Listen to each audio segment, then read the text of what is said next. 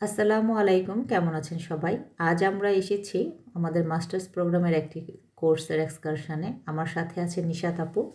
নিশাত আপু এগ্রিকালচার থেকে মাস্টার্স করছে এবং আমি জিওগ্রাফি থেকে মাস্টার্স করছি।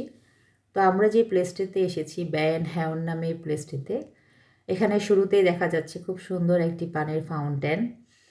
তো আমরা আসলে কলেজের ক্লাস শেষ করে এখানে এসেছি। যেহেতু আমি আর নিশাত আপু পাবলিক ট্রান্সপোর্টে এসেছি, সো আমাদের আসতে একটু সময় লেগেছে।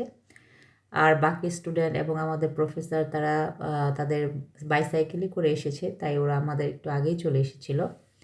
এখানে আসার পর আমাদের প্রফেসর ড্যানিয়েল গঞ্জাল আমাদের সবাইকে স্যান্ডউইচ এবং কোল্ড ড্রিঙ্কস খাওয়ালো। তো আমরা এখানে আমাদের নাস্তা করার পর সবাই মিলে কিছু গ্রুপ ছবি তুললাম, কিছুক্ষণ গল্প করলাম।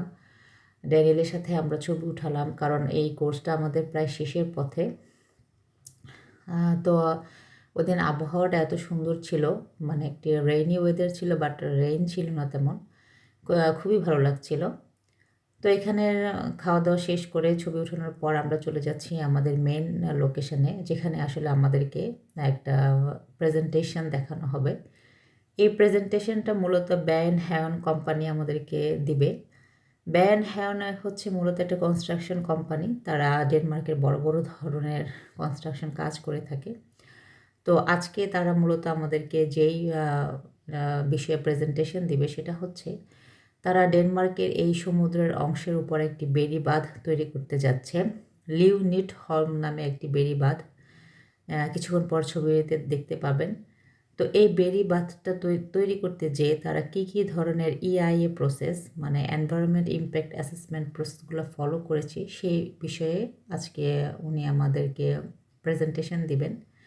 মূলত আমাদের বর্তমান এই কোর্সটা হচ্ছে ইআইএ, এনভায়রনমেন্ট ইমপ্যাক্ট অ্যাসেসমেন্ট। এটার কাজই হচ্ছে যখন আমরা কোনো ধরনের বড় বড় প্রকল্প করে থাকি কোনো দেশের জন্য, তখন সেই প্রকল্পের কী ধরনের সুবিধা অসুবিধা আছে, বা সেই প্রকল্প তৈরি করার আগে অনেক ধরনের ধাপ অতিক্রম করে আসতে হয়, সেই ধাপগুলাই মূলত হচ্ছে ইআইএর অন্তর্ভুক্ত।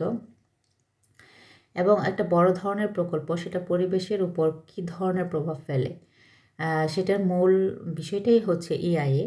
যদি সেটার কোনো পজিটিভ দিক হয় তাহলে সেগুলা কী, এবং যদি নেগেটিভ দিক হয় তাহলে সেই প্রকল্পটার অন্য আর কী ধরনের অল্টারনেটিভ হতে পারে, মূলত সেই বিষয়গুলোই উনি আজ আলোচনা করবেন। এবং তারা এই বেড়ি বাঁধটা তৈরি করতে গিয়ে যে ধরনের পাথর, মাটি, গাছ এগুলা ওনারা ব্যবহার করেছেন, তার একটা এক্সিবিশন হচ্ছিল এখানে। তো আমরা সেই এক্সিবিশনের চলে আসলাম দেখতে, এবং ওরা এই বেড়ি বাঁধটাকে কেন্দ্র করে সেটাকে আরও কীভাবে আকর্ষণীয় করা যায়, সেখানে কীভাবে তারা বাচ্চাদের জন্য প্লেগ্রাউন্ড বা বড় ধরনের কোনো লেজার প্রজেক্ট তৈরি করতে পারে, সেগুলার উনি ব্যাপারগুলো নিয়ে কথা বলছিলেন। উনি হচ্ছে আমাদের আজকের লেকচারার। এবং লেকচার শেষ করার পর আমরা আশেপাশে এলাকাটা ঘুরে দেখলাম, কারণ এই এরিয়াটাকে মূলত মারমেড সি বিচ নামেও পরিচিত।